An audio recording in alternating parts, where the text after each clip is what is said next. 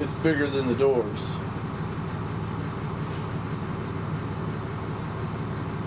Oh man. It's not just gonna slide right out. So we are gonna have to unbolt it in here. Turn it and then move it into the truck. Welcome to Seeking Discovery. I'm Ryan, and I have a passion for travel and building things.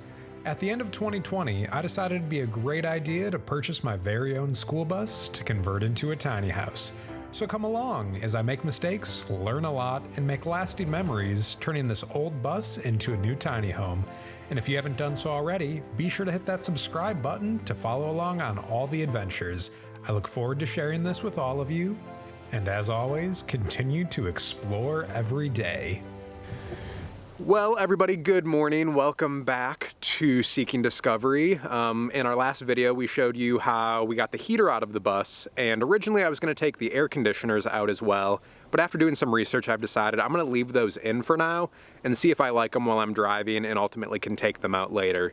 But today's goal is to get the wheelchair lift out of the bus so that I can finish getting the floor out and we can get ready to rust convert it. So today I brought in some extra help. Oh, that sun is bright.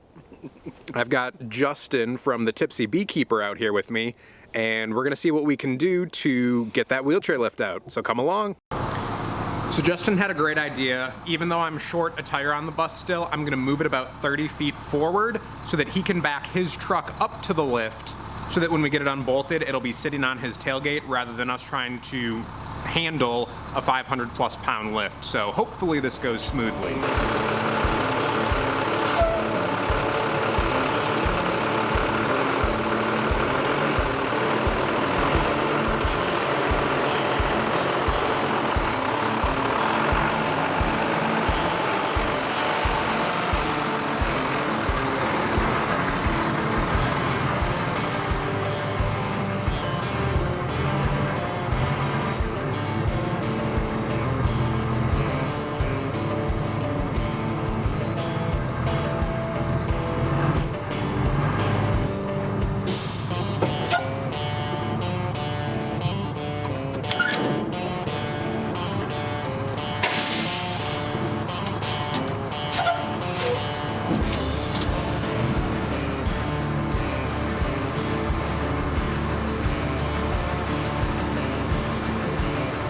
You're good.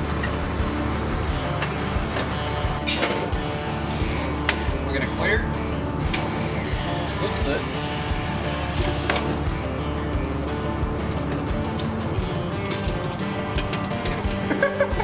That's a little bit close.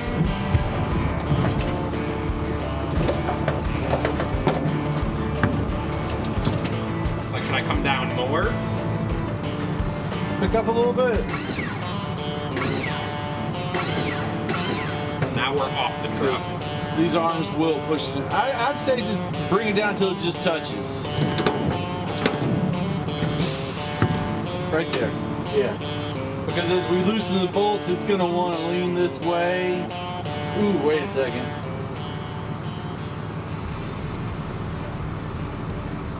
It's bigger than the doors.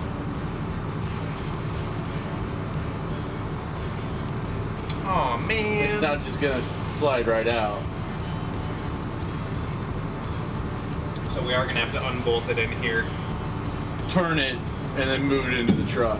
Yeah. Well, I mean, either way, using the truck's better than us trying to carry it over to that shed. And that's a lot shorter of a drop than going the 4 feet to the ground or whatever. Yeah. Because we should be able to, like, you know, I'll be on this side of it, slide it down into it. Yeah, just put it back up.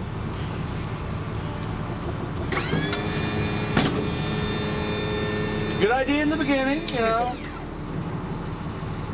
So Justin's up top looking at some of the door stuff, and I'm down here under the bus. You can see that we've got these nuts and bolts down here, and that's what we have to get off. We also have the electrical coming down through here, your negatives to the chassis, so we'll just take that off, and then our positive is running up towards the front of the bus over there. So at some point we'll have to chase that, but for now, got to work on getting these nuts off and getting this disconnected. So I set up a time lapse for us as we were getting the rest of the lift out, just because there was so much going on. I couldn't hold on to a camera.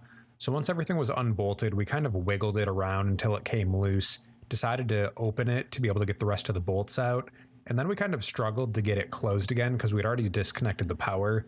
In retrospect, there's a manual hand pump that we could have done to get the lift to close itself, but instead we ended up using ratchet straps to kind of secure it, and then with the help of Justin, we lowered it into the bed of his truck, and then ultimately drove it over to the little storage shed next to the build area and unloaded it there. This lift was extremely heavy, but we were able to get it done without hurting anybody and getting it secured into the shed.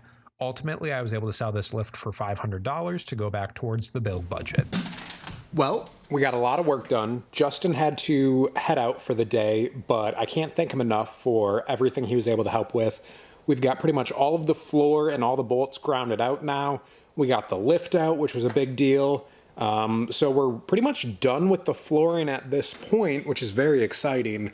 So if you guys want to see more of Justin, head over to his channel, the Tipsy Beekeeper, where he talks about his passion of beekeeping, as well as enjoying the process of making wine and mead. So definitely head over there, check him out. Again, big thank you to Justin for coming out today and helping me with these projects. If you like these kinds of videos, give it a big thumbs up and leave a comment below with more things you want to see in the future. And if you haven't done so already, be sure to subscribe to see as we continue going through this bus build and have more content for you guys. So until then, we'll see you in the next video.